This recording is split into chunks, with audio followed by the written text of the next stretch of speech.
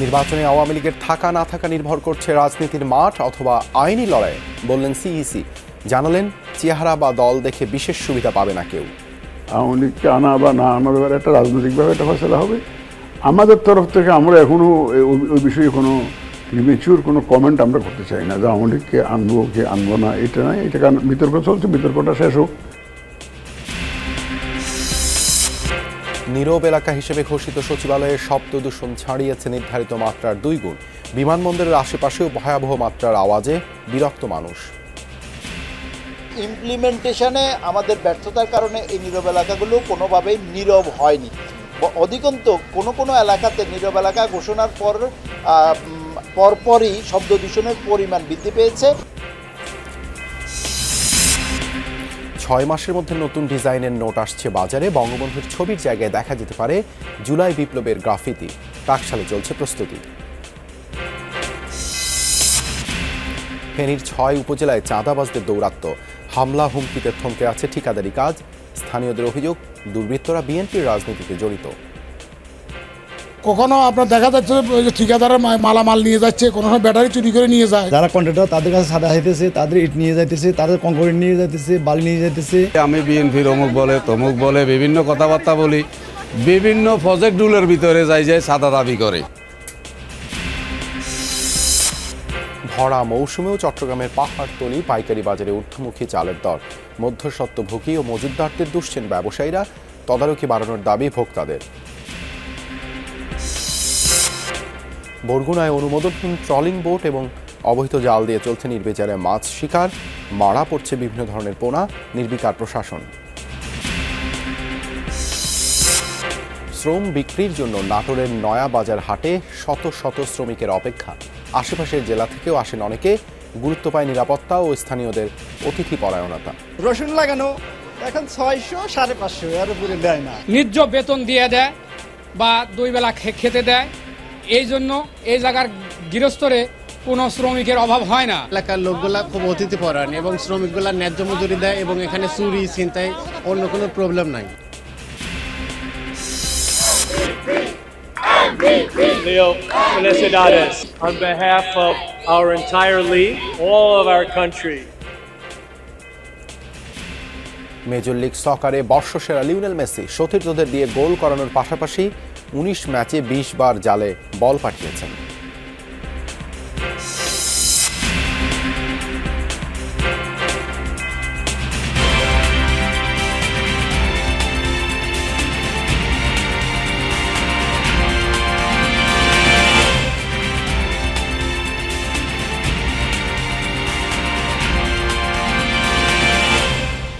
আমন্ত্রণ যমুনা নিউজে আপনাদের সঙ্গে আছি আমি দেবাশিস রঞ্জন সরকার। এতক্ষণ শিরোনাম দেখছিলেন।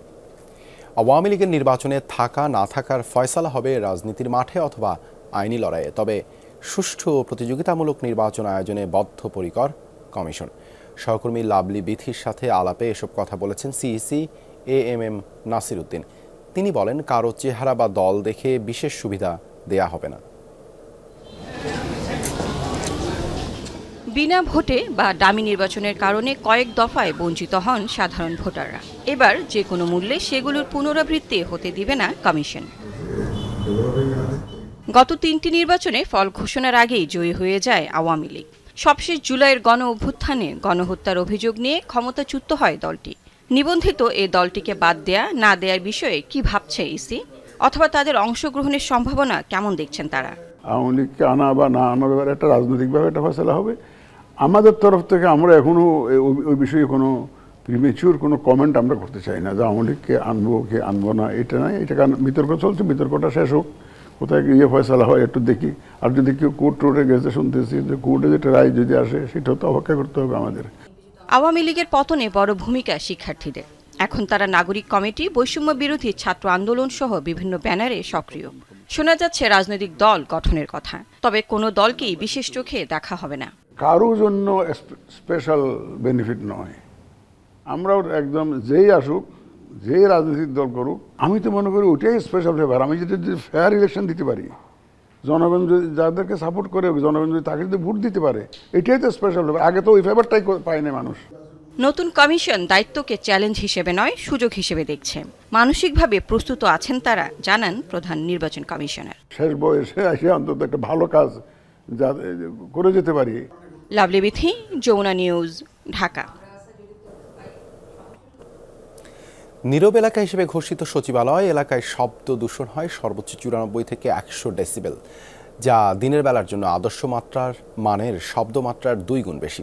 সম্প্রতি বিমানবন্দর এলাকাকেও নীরব এলাকা ঘোষণা করলে শব্দ দূষণ কমার কোনো প্রবণতাও নেই। বাকিটা জানাবেন সহকর্মী ফারহানা ন্যান্সি। ছবি তুলেছেন শাহরিয়ার সৈকত।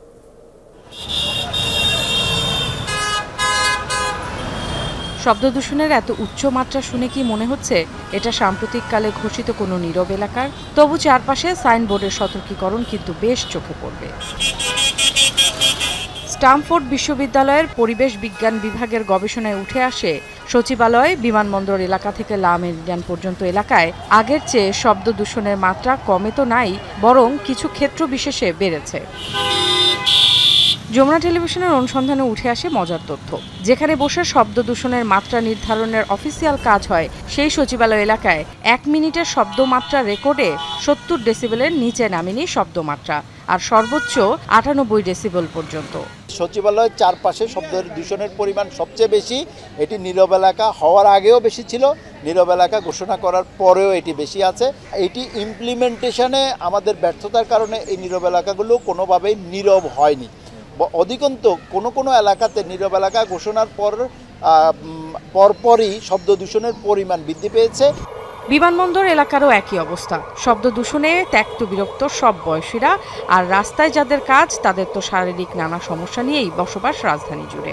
শব্দ দূষণের জন্য এখানে অনেকদিন আগেই হর্ন বাজানো বন্ধ করার নির্দেশ দেওয়া হয়েছে, কিন্তু এখানে তা কেউই আসলে সেভাবে পালন করছে না। শব্দ তো অনেক বেশি, শব্দ আপনার সাথে আমি কথা বলতেছি সিলিয়া, সেটাই বোঝা যাচ্ছে না, শব্দ অনেক বেশি না। নীরব এলাকা ঘোষণা করা হয়েছে ঠিকই, কিন্তু আমরা তো নীরব এলাকা পাচ্ছি না এবং শব্দ দূষণ প্রতিনিয়ত আছে। এটা একটা মানসিকভাবে অনেক সময় দেখা যায় সারাদিন পরে অনেকটা স্ট্রেস থাকে, যেটার কারণে যখন এই শব্দ দূষণটা হয় তখন অনেক মনে হয় যে আর পারতেছি না নিতে।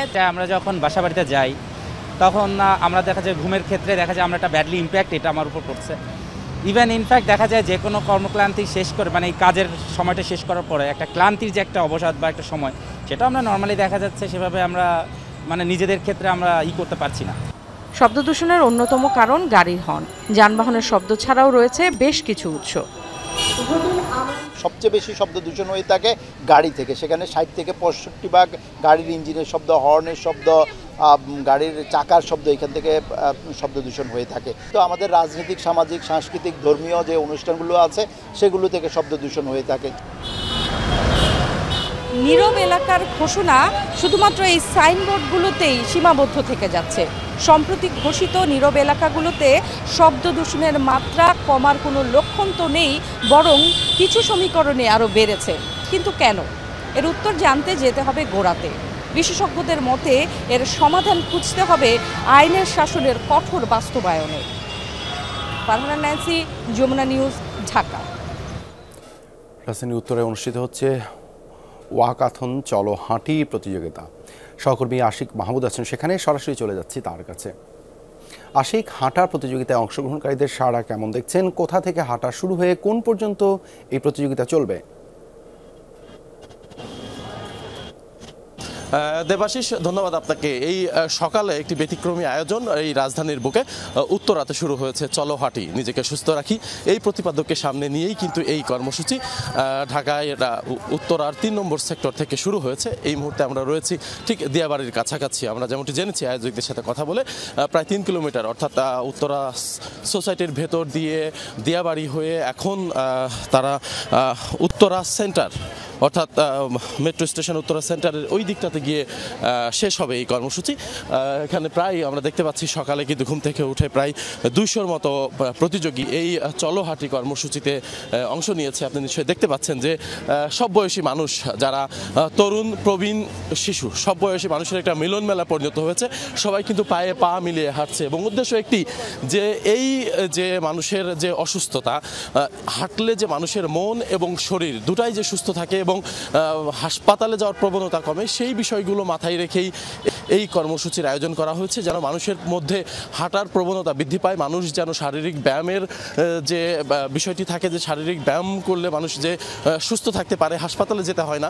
এমনিতে যে ধরনের রোগ আছে, যে হাঁটার মাধ্যমে এবং শারীরিক ব্যায়ামের মাধ্যমে যে রোগগুলোকে আমরা হাসপাতালে না গিয়ে ওষুধ না খেয়ে নির্মূল করতে পারি, সেই যে কর্মসূচিগুলো রয়েছে সেই কারণেই কিন্তু এই কর্মসূচির আয়োজন করা হয়েছে। এবং সে কারণেই কিন্তু আপনারা দেখতে পাচ্ছেন যে নারী, বৃদ্ধ, প্রবীণ এবং তরুণ সবার কিন্তু এক ধরনের মিলন মেলা পরিণত হয়েছে এই উত্তরা। এবং তারা বলছেন যে এই কর্মসূচি কিন্তু রাজধানীর অন্যান্য যে এলাকা রয়েছে সেই এলাকাতেও কিন্তু এই কর্মসূচি পালন করা হবে। পরবর্তীতে ধানমন্ডি সহ যাত্রাবাড়ি বিভিন্ন এলাকাতে এই চলো হাঁটি কর্মসূচি কিন্তু পালন করবে তারা। দেবাশিস, ধন্যবাদ আশিক যুক্ত হবার জন্য। বদলে যাচ্ছে নোটের ডিজাইন, সেখানে বাদ পড়তে পারে বঙ্গবন্ধু শেখ মুজিবুর রহমানের ছবি, থাকতে পারে জুলাই বিপ্লবের গ্রাফিতি। এ বিষয়ে আনুষ্ঠানিক কোনো মন্তব্য করেনি বাংলাদেশ ব্যাংক, তবে মুখপাত্র নিশ্চিত করেছেন 6 মাসের মধ্যেই নতুন ডিজাইনের নোট বাজারে আসবে। প্রস্তুতিও শুরু হয়েছে টাকসালে। প্রথম দফায় বদলাচ্ছে 20, 100, 500 ও 1000 টাকার নোট।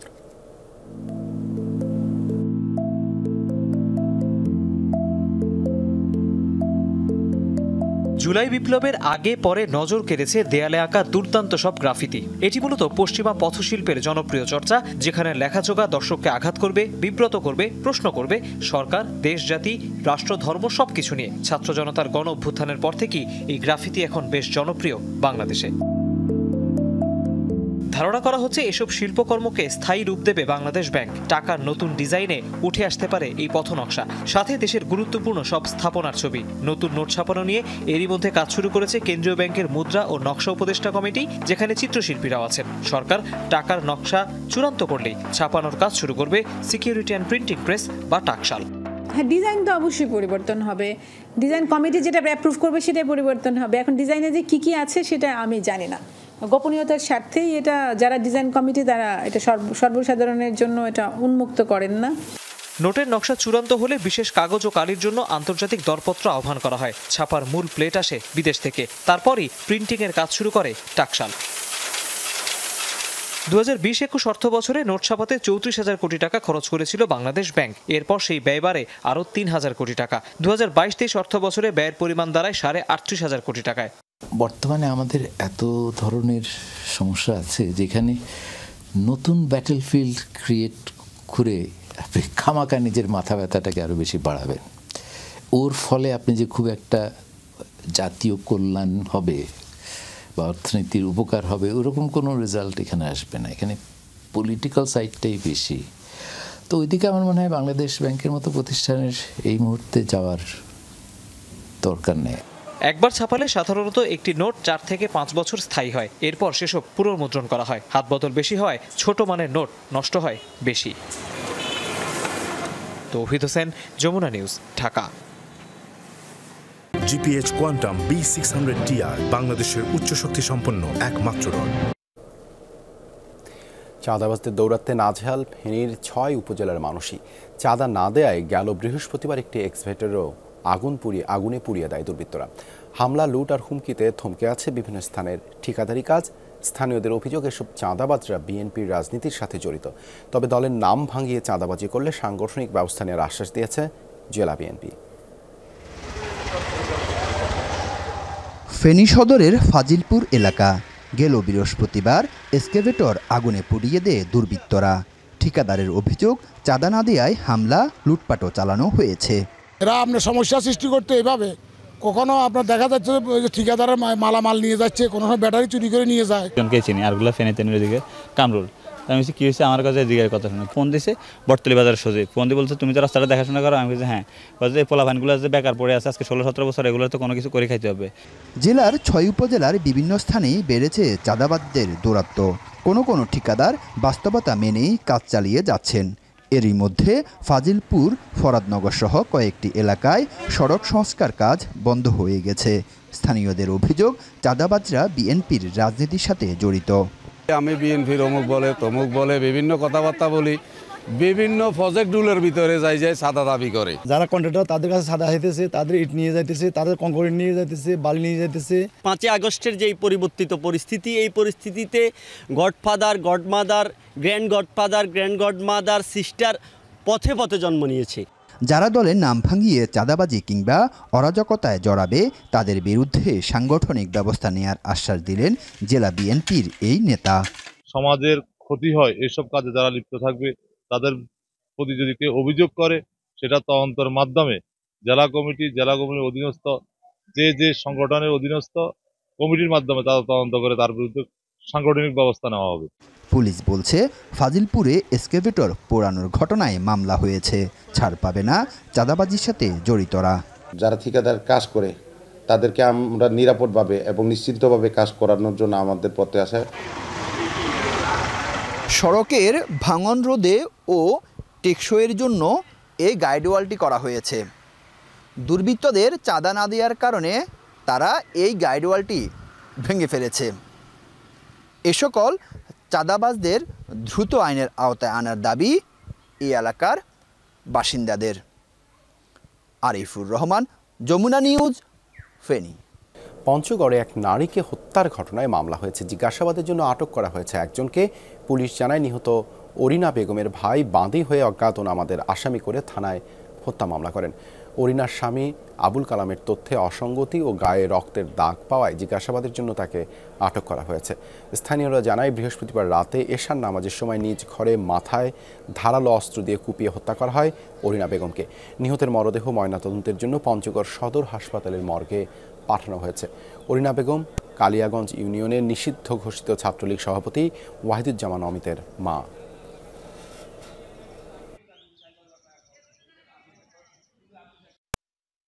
উনার ব্যবহৃত আলামতের রক্ত আছে, তাতে বুঝছি আমরা অনুমান করতেছি যে উনি এই কামটা করছেন। নামাজরত তো না, ওইটা তো আসলে ওই যে ছোট পার্টিগুলো আছে, এখন ছোট পার্টি ওটা নামাজরত ছিল নাকি এমনি থাকে, শীতকালে তো এমনিও তো থাকে।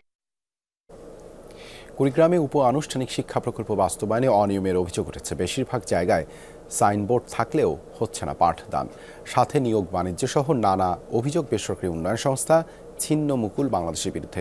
অভিযোগ খতিয়ে দেখার আশ্বাস জেলা প্রশাসনের।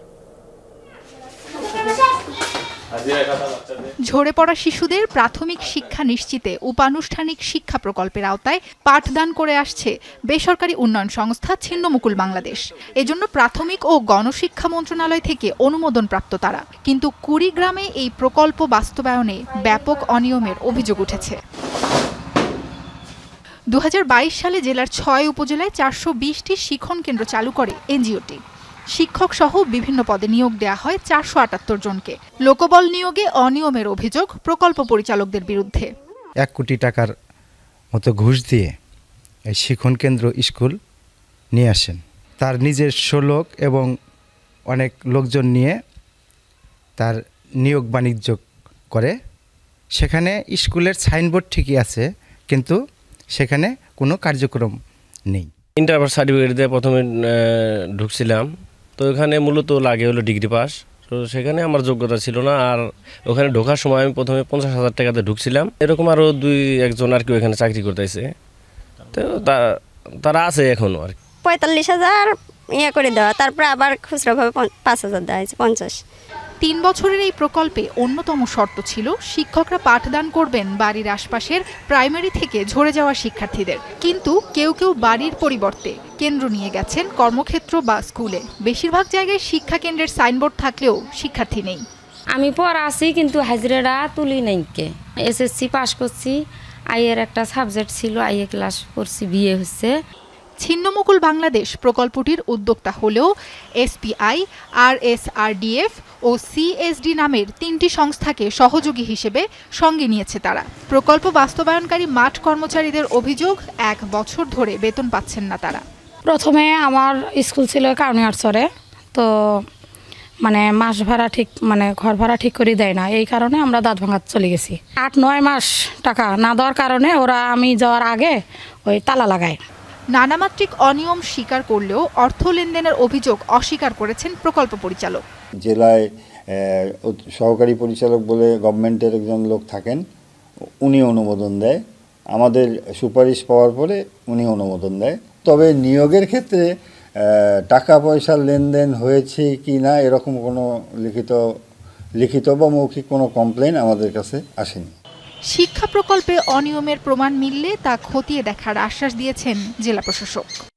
সকল স্তরের শিক্ষার বিস্তারের জন্য এ সমস্ত আমাদের শিক্ষা ব্যবস্থাগুলো গ্রহণ করা হয়েছে। এরকম যদি কোনো অনিয়ম আমাদের কাছে হয়তো আসে নাই, এখন আপনি যেহেতু বলছেন আসছে, আমরা অবশ্যই তদন্তক্রমে আইনানুগ ব্যবস্থা গ্রহণ করব। সাবরিনা লিজা, যমুনা নিউজ। আমনের ভরা মৌসুমে অস্থির চালের বাজার। চট্টগ্রামের সবচেয়ে বড় পাইকারি বাজার পাহাড়তলীতে সব ধরনের চালের দাম ঊর্ধ্বমুখী। পর্যাপ্ত সরবরাহের পরও এর প্রভাব নেই। একদিকে মধ্যস্বত্বভোগীদের কারসাজি, অন্যদিকে বড় কিছু গ্রুপ ধান চাল মজুত করায় এই পরিস্থিতি, বলছেন পাইকাররা। পাকা আমন ধান থেকে চাল উৎপাদনে ব্যস্ত পাহাড়তলীর রাইস মিল শ্রমিকরা। বস্তায় বস্তায় মজুত করা চাল, শ্রমিকের মজুরি এবং বিদ্যুৎ বিলও আগের মতোই। তবুও ভরা মৌসুমে চালের দাম ঊর্ধ্বমুখী। আড়তদারদের দাবি, প্রতি মন ধানের বস্তায় দাম বেড়েছে 70 থেকে 150 টাকা, যার প্রভাব পড়েছে চালের বাজারে। কৃষকে কিন্তু এই দামটা পাচ্ছে না। এখন ধানটা ওরা স্টক করে ওরা এখন মধ্যস্থদের সাথে গেছে চাউল বিক্রি করতেছে। সেই ক্ষেত্রে আমাদের চাউল বাজার 150 থেকে 200 টাকা বেড়ে গেছে। মধ্যস্বত্বভোগী যারা, তারা এটা প্রায় তারা করতেছে যে দামটা বাড়ানোর জন্য তারা বিভিন্নভাবে সৃষ্টি করতেছে। এই জন্য বাজারটা এখন একটু অস্থিতিশীল হয়ে গেছে। মাত্র কয়েক দিনের ব্যবধানে মোটা সিদ্ধ চালের বস্তা 2100 টাকা থেকে বেড়ে 2250 টাকা, গুটি চালের বস্তা 2450 টাকা থেকে বেড়ে 2580 টাকা, স্বর্ণা 2600 টাকা থেকে বেড়ে 2780 টাকা, মিনিকেট 2750 টাকা থেকে বেড়ে 2900 টাকা ও জিরাশাইল 3350 টাকা থেকে বেড়ে বিক্রি হচ্ছে 3550 টাকায়। সব চাউলের দাম বাড়ছে, 100 টাকা, 50 টাকা, 80 টাকা, প্রতি বস্তায় বস্তায় বাড়ছে। এই চাউলের দামটা ঊর্ধ্বগতি, কিন্তু নতুন চাউল ঢুকছে এখন, কিন্তু তবুও মানে চাউলের দামটা কমতেছে না। চাল ব্যবসায়ীদের দাবি, ভারত সীমান্তে উত্তেজনার সুযোগে আমদানি বন্ধের সম্ভাবনার কথা ছড়িয়ে বাজার অস্থির করছে মধ্যস্বত্বভোগীরা।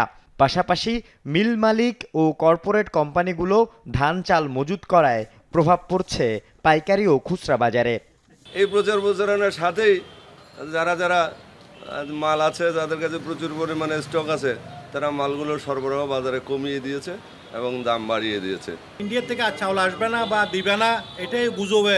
আমাদের দেশের কিছু ব্যবসায়ী আছে, কিছু মধ্যস্বত্বভোগী আছে, কিছু কর্পোরেট গ্রুপ আছে, তারা এখন মাল চাউল বিক্রি করতেছে না, স্টক করে রাখছে। দাম বাড়ার জন্য তারা মানে খাপ মারি বসে রয়েছে।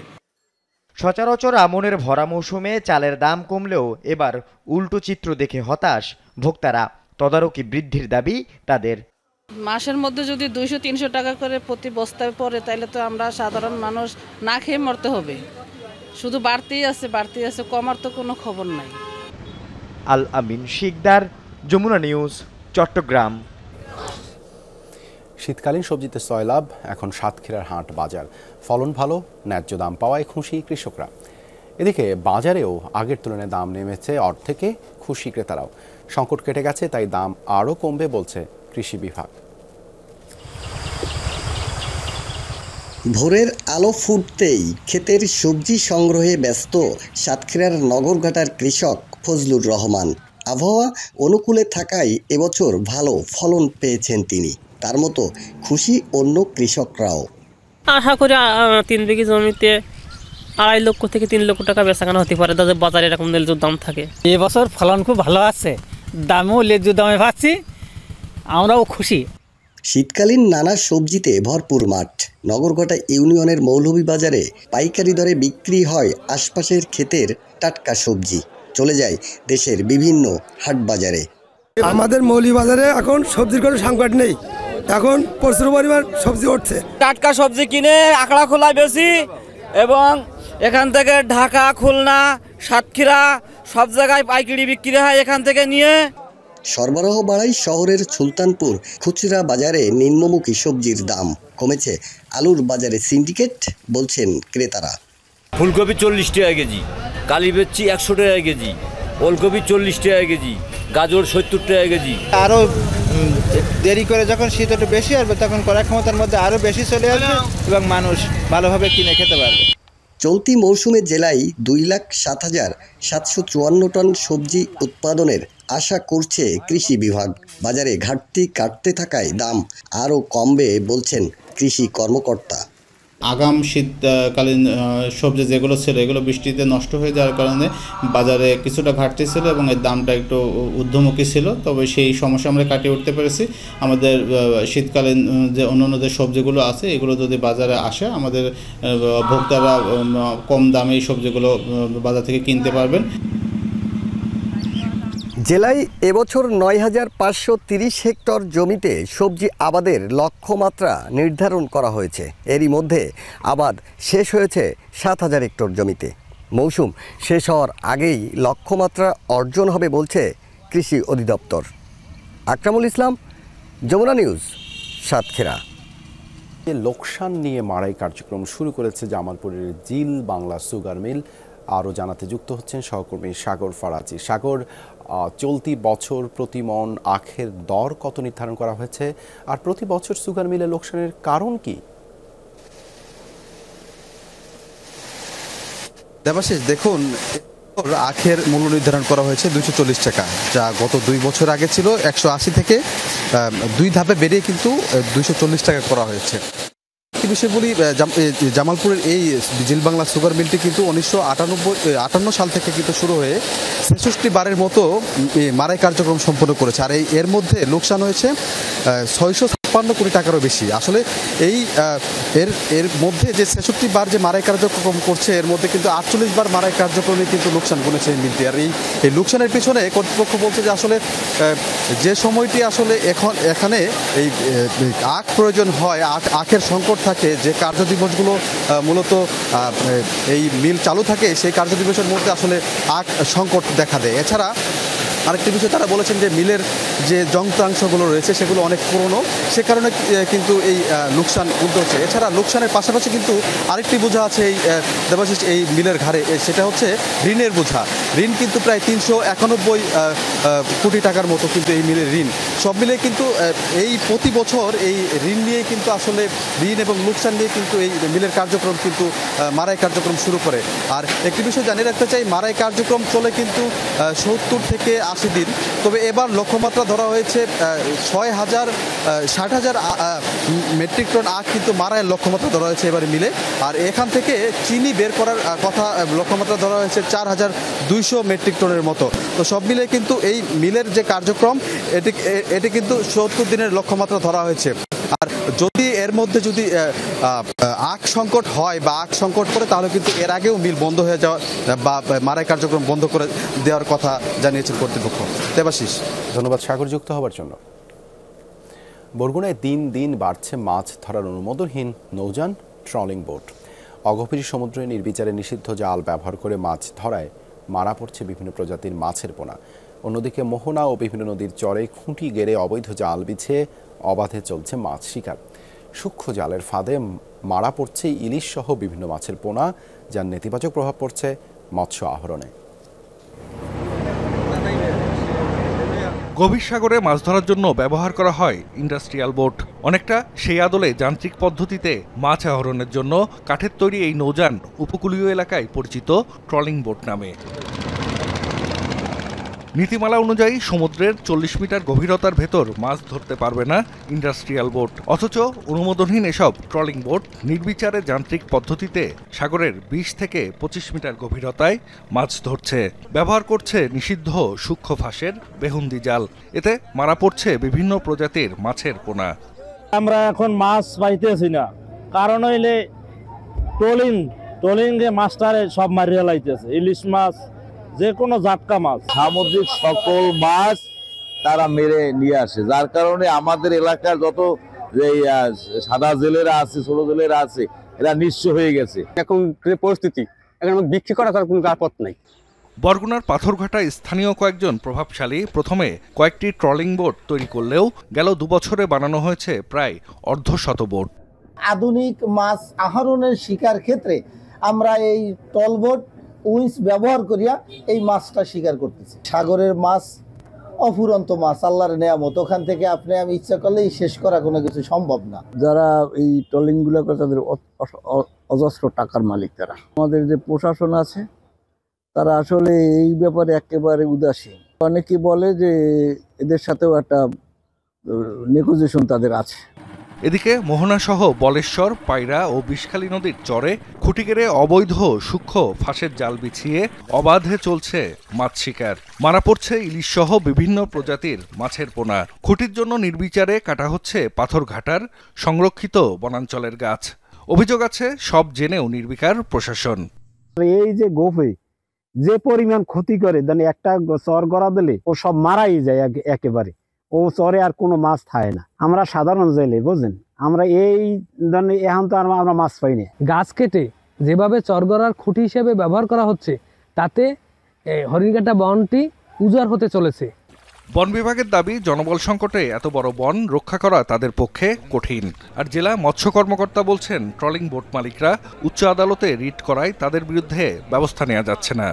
আমাদের কিন্তু এর বিরুদ্ধে অভিযানটা অব্যাহত আছে, কিন্তু তারা আবার রিটও করেছে। তো যে কারণে 100% আমরা সফলভাবে কাজ করতেও পারছি না। প্রায় 3000 একর এখানে বনভূমি রয়েছে। স্টাফ হইলাম যে আমি সহ এখানে 7 জন, আর ওখানে আছে 3 জন, 10 জন। প্রতিদিন সব জঙ্গলে টহল করা সম্ভব না। জেলা প্রশাসক বলছেন, অনুমোদনহীন ট্রলিং বোটের বিষয়ে অবগত নন তিনি। অবৈধ হলে আইনগত ব্যবস্থা নেওয়ার আশ্বাস তার। আমি আজকে আপনার কাছ থেকে যেটা শুনলাম, আমি এই বিষয়টা নিয়ে আমাদের ফিশারিজ ডিপার্টমেন্টের সাথে কথা বলবো এবং এটা যদি অবশ্যই অবৈধ হয় আমরা এটার বিরুদ্ধে আইনগত ব্যবস্থা গ্রহণ করব। সুষ্ঠু ব্যবস্থাপনার মাধ্যমে মৎস্য সম্পদ আহরণ নিশ্চিতের তাগিদ সাধারণ জেলেদের। জাহিদ হাসান, যমুনা নিউজ। 1.5 যুগেরও বেশি সময় ধরে নাটোরের নয়াবাজারে বসছে শ্রমিকের হাট। প্রতিদিনই ভোরবেলা বনপাড়া হাটিকুমরুল মহাসড়কের পাশে বসে ভিন্ন রকমের এই হাট। জীবিকার তাগিদে পার্শ্ববর্তী জেলা থেকেও হাটে শ্রম বিক্রি করতে আসেন অনেকেই। ব্যতিক্রমী হাটের বিস্তারিত সহকর্মী নাজমুল হাসানের প্রতিবেদনে। তখনও পূর্ব আকাশে ফোটেনি ভোরের আলো, কিন্তু বিভিন্ন জেলা থেকে বাসটাকে করে নাটোরের নয়াবাজার হাটে পৌঁছেছেন শত শত শ্রমিক। ব্যতিক্রমী এই হাট থেকে কোনো পণ্য নয়, দাম দর করে নেওয়া হয় শ্রমিককে। মূলত কৃষিকাজের জন্য এই হাট থেকে শ্রমিক নিয়ে যান অনেকে। আমরা ওলিগার রসুন লাগাবার আছি 6 জন মানুষ। সিরাজগঞ্জ জেলা, নাটোর জেলা, পাবনা জেলা, 3 জেলার লোক এখানে আছে। 5 থেকে 600 করে বিক্রি হচ্ছে, বুঝছেন। এখন মানে রসুন লাগানো এখন 600, 550 এর উপরে দেয় না। 8 বিঘা আমি এখান থেকে লোক যা আমি রসুন লাগাই, খুব সুন্দর লাগে। আসলে হাটে আসলে লোক পাই। এই রোড হওয়ার থেকে কাজ করে খাই, কাজ করি, দিন হাজিরা লেবার চলে যাই। হাটে আসা শ্রমিকরা জানান, এই এলাকার মানুষের অতিথি পরায়ণতার কারণেই সমাগম হয় শ্রমিকদের। মজুরি পরিশোধ সহ নিরাপত্তা সংশয় না থাকায় বছরের পুরোটা সময় জুড়ে চলে এই হাট। কাজ শেষে নগদ টাকা দিয়ে দেয়, টাকার কোনো সমস্যা নেই, 2 বেলা খাইতে দেয়, কোনো সমস্যা নাই। টাকাটা নগদ টাকা পায়, বুঝলেন। ওই জন্য একদিন কাজ করে আবার মনে করেন পরের দিন সকালবেলা আসে। ন্যায্য বেতন দিয়ে দেয় বা 2 বেলা খেতে দেয়। এই জন্য এই জায়গার গৃহস্থরে কোনো শ্রমিকের অভাব হয় না। এলাকার লোকগুলা খুব অতিথি পরায়ণ এবং শ্রমিকগুলা ন্যায্য মজুরি দেয় এবং এখানে চুরি ছিনতাই অন্য কোনো প্রবলেম নাই। শ্রমিকদের নিয়ে ভিন্ন রকমের এই হাট যেন সুষ্ঠুভাবে পরিচালিত হয় সে বিষয়ে সজাগ দৃষ্টি থাকে স্থানীয় প্রশাসনেরও। আমরা আমাদের অফিস থেকে তাদের ন্যায্য মূল্য প্রাপ্তি এবং কৃষকরাও যেন সহজে তাদের সাথে আলোচনার মাধ্যমে তাদের কাজগুলো সম্পাদন করতে পারে এ বিষয়ে তদারকি করে থাকি। উপজেলা প্রশাসনের পক্ষ থেকে তারা যেন সঠিকভাবে তাদের মজুরি পায় এবং নির্বিঘ্নে যাতায়াত করতে পারে, এই জন্য আইন শৃঙ্খলা পরিস্থিতি সমুন্নত রাখতে সবসময় মনিটরিং করা হয়। গুরুদাসপুরের নয়াবাজারের পাশাপাশি বড়াইগ্রামের রয়না ভরত এলাকাতেও বসে শ্রমিকের হাট। নাজমুল হাসান, যমুনা নিউজ, নাটোর। আলেপ্পো হামারের পর এবার সিরিয়ার কৌশলগত আরেক গুরুত্বপূর্ণ শহর হোমসের সীমান্তে পৌঁছে গেছে হায়াত তাহরির আল শামস HTS। শুক্রবার টেলিগ্রামে প্রচারিত এক সংক্ষিপ্ত বার্তায় সরকারি বাহিনীকে সরে যাওয়ার আহ্বান জানিয়েছে বিদ্রোহী গোষ্ঠীটি। সিরিয়ার 3য় বৃহত্তম শহর হোমসের সীমান্তবর্তী শেষ গ্রামটিও দখলে নেওয়ার দাবি করেছে HTS। রাস্তান ও তালবিসে দখল নিয়ে অগ্রসর হচ্ছে সামনে। ওই দুই শহরের সাথে হোমসের সংযোগকারী সেতুটি রাতেই বোমাবর্ষণে গুঁড়িয়ে দিয়েছে রুশ বাহিনী। অঞ্চলটিতে রাশিয়া সিরিয়ার যৌথ অভিযানে নিহত হয়েছে কমপক্ষে ২০ জন। আতঙ্কে শহরটি ছেড়ে পালাচ্ছে বাসিন্দারা। রওনা দিয়েছে পশ্চিমের দিকে। দামেস্কের সাথে সিরিয়ার উপকূলীয় অঞ্চলের সংযোগকারী শহর হোমস। হামা থেকে ৪৬ কিলোমিটার দক্ষিণে এটি অবস্থিত। সিরিয়ার সেনাদের সাথে বিদ্রোহীদের লড়াইয়ে চরম জনদুর্ভোগে পড়েছেন আলেপ্পো শহরের বাসিন্দারা। দেখা দিয়েছে খাবারের সংকট। শহরের বেকারিগুলোর সামনে দীর্ঘ লাইনে দাঁড়িয়ে থেকেও খালি হাতে ফিরছেন অনেকে। আকাশচুম্বী পেট্রোলের দাম, প্রয়োজনীয় দ্রব্যের দাম বাড়িয়ে অতিরিক্ত মুনাফা হাতিয়ে নিচ্ছেন ব্যবসায়ীরা। ব্যাংক বন্ধ থাকায় হচ্ছে না আর্থিক লেনদেনও। এক টুকরো রুটির জন্য মানুষের এই দীর্ঘ লাইন। সিরিয়ার বিদ্রোহীদের দখলকৃত আলেপ্পো শহরের বেশিরভাগ বেকারির সামনেই এখন এই একই দৃশ্য। সেনা বিদ্রোহীদের লড়াইয়ে এমন পরিস্থিতি এখন শহরটিতে। গুটি কয়েক সুযোগ সন্ধানী ব্যবসায়ী এই সুযোগে খাবারের বাড়তি দাম হাঁকিয়ে মানুষের দুর্ভোগও বাড়িয়েছেন। মাত্র এক সপ্তাহ ব্যবধানে আকাশ ছুঁয়েছে পেট্রোলের দাম। চলমান সংঘাতে সংকট দেখা দিয়েছে অন্যান্য কাঁচামালেও। এ কারণেই তৈরি হয়েছে খাবারের এই হাহাকার। রুটির জন্য কারাকারি চলছে বেকারিগুলোর সামনে। লাইন ধরে সবাই দাঁড়িয়ে থাকে, যদিও রুটি পাওয়ার কোনো নিশ্চয়তা নেই। খাবারের রসদের সংকটেই তৈরি হয়েছে এই পরিস্থিতি। যে যেখান থেকে পাচ্ছে পেট্রোল কিনছে। পেট্রোলের দাম আর নির্দিষ্ট নেই, এক এক জায়গায় এক এক দামে বিক্রি হচ্ছে। বিক্রেতারা সুযোগ নিচ্ছে এই পরিস্থিতির। লাভ করাটাই এখন মুখ্য ওদের কাছে। দুপক্ষের লড়াইয়ে মারাত্মক ক্ষতিগ্রস্ত হয়েছে আলেপ্পোর বিভিন্ন গুরুত্বপূর্ণ স্থাপনা সহ বহু অবকাঠামো। অচল শহরের অধিকাংশ হাসপাতাল। পাশাপাশি ১৭ থেকে ১৮ ঘণ্টায় থাকে লোডশেডিং। ব্যাংক বন্ধ থাকায় হচ্ছে না আর্থিক লেনদেনও। এমন পরিস্থিতিতে মানবেতর জীবন কাটাচ্ছেন বাসিন্দারা। হামলার পর থেকেই ব্যাংক বন্ধ, এটিএম বন্ধ। মানুষের টাকা শেষের দিকে। কোনো ধরনের আর্থিক লেনদেন করতে পারছি না। ঘরে আর কতদিন বসে থাকা যায়? খাবারের মজুদও আর নেই বললেই চলে। আলেপ্পোর পর দেশটির কৌশলগত গুরুত্বপূর্ণ শহর হামাও দখল করেছে এইচটিএস। আসাদ বাহিনীর সাথে বিদ্রোহীদের তুমুল লড়াইয়ে আবারও উত্তপ্ত হয়ে উঠেছে সিরিয়ার গৃহযুদ্ধ পরিস্থিতি, যার প্রভাবে বাড়ছে জনদুর্ভোগ। তাজরিয়ান সোবহান, যমুনা নিউজ। গাজায় ইসরায়েলি বাহিনীর আগ্রাসনের ভয়াবহতা বাড়ছে। শুক্রবারের হামলায় মৃত্যু হয়েছে কমপক্ষে 63 জনের। মধ্য গাজার নুসেইরাত শরণার্থী শিবিরে বিমান হামলায় প্রাণ হারিয়েছে 21 জন। নিহতদের মধ্যে কমপক্ষে 6 শিশু রয়েছে। কোনো সতর্কবার্তা ছাড়াই সিরিজ বোমা হামলা হয়েছে বেইত লাহিয়ায়। টার্গেট করা হয়েছে কামাল আদওয়ান এবং ইন্দোনেশিয়ান হাসপাতালকে। ইসরায়েলের পদাতিক সেনারাও হামলা চালিয়েছে। সেখানে মৃত্যু হয়েছে অন্তত 29 জনের। আহতদের বহনে ব্যবহৃত অ্যাম্বুলেন্স টার্গেট করেও হয়েছে হামলা।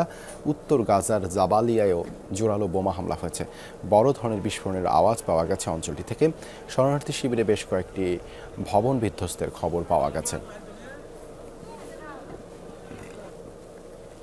প্লাস্টিকের কাপের কারণে জীবন সংশয়ে বিশালাকৃতির কোকোই জাতের একটি বকের। গলায় আটকে থাকা কাপটির কারণে ঠিকমতো শিকার ধরতে পারছে না সে। এতে খেয়ে না খেয়ে ক্রমেই দুর্বল হয়ে পড়ছে প্রাণীটি। ব্রাজিলের রাজধানী রিও ডি জেনেরিওর একটি বনে দেখা মিলেছে বকটির। বিপদ থেকে পাখিটিকে উদ্ধারের নানাভাবে চেষ্টা চালাচ্ছেন ব্রাজিলের এক পশু চিকিৎসক। ব্রাজিলের রিও ডি জেনেরিওর অভয়ারণ্যে ঘুরে বেড়াচ্ছে বিশালাকৃতির বকটি। একটু লক্ষ্য করলেই দেখা যাবে আর বাকি সব বকের মতো সাধারণ বিচরণ নয় এ পাখিটির। লম্বা গলার ঠিক মাঝামাঝি আটকে আছে স্বচ্ছ প্লাস্টিকের একটি কাপ। ডানা মেলে এদিক থেকে ওদিকে উড়ে বেড়াচ্ছে ব্রাজিলিয়ান কোকোই জাতের বকটি। গলায় আটকে থাকা প্লাস্টিকের কাপটির জন্য ঠিকমতো পারছে না শিকার করতে। অনাহারে তাই শক্তি হারিয়ে ফেলেছে পাখিটি। ব্যতিক্রমী এ বিপদ থেকে মুক্তি পাওয়ার কৌশলও জানা নেই তার। বিপদে পড়া বকটিকে উদ্ধারের চেষ্টা করছে ব্রাজিলের এক পশু চিকিৎসক। বকটির এ করুণ দশা ব্রাজিলের সেন্টার ফর ওয়াইল্ড অ্যানিমেলে কর্মরত চিকিৎসকের নজরে আসলেই তিনি সোশ্যাল মিডিয়ায় ছড়িয়ে দেন পাখিটির ছবি। বকটিকে উদ্ধারে সকল পশুপ্রেমীদের এগিয়ে আসার আহ্বান জানান। আমরা সাধারণত বিভিন্ন প্রাণীদের পাকস্থলীতে প্লাস্টিকের উপস্থিতি সংক্রান্ত ঘটনা অহরহ দেখলেও এই প্রথম এ ধরনের ঘটনার মুখোমুখি হলাম। বকটির গলায় আটকে যাওয়া প্লাস্টিকের কাপটি শিকার করতে বাধা দিচ্ছে তাকে। এই অবস্থায় থাকলে আগামী 3 থেকে 5 দিনের মধ্যেই খাদ্যের অভাবে প্রাণ হারাবে প্রাণীটি। até o momento que ela pode vir a óbito. Realmente a situação da nossa প্রকৃতিগত দিক থেকে ক্রমশ বসবাসের অযোগ্য হয়ে পড়ছে আমাদের দেশ, আমাদের পৃথিবী। আমার মনে হয় পৃথিবীর মানুষেরা এখনো বুঝে উঠতে পারছে না বেঁচে থাকার জন্য মানব জীবন পুরোপুরি প্রকৃতি নির্ভর। তাই নিজের সর্বোচ্চ দিয়ে এটি সংরক্ষণ করাও আমাদের দায়িত্ব। বিশ্বজুড়ে আশঙ্কাজনক হারে বাড়ছে প্লাস্টিক দূষণ। দিন দিন এর ব্যবহার বৃদ্ধি পাওয়ায় গভীর সমুদ্রের মাছ, কচ্ছপ থেকে শুরু করে আকাশে ভেসে বেড়ানো পাখিদের শরীরেও মিলছে প্লাস্টিকের কণা। ফলে যন্ত্রণাদায়কভাবে বিলুপ্তি ঘটছে বহু বিরল জাতের প্রাণীর।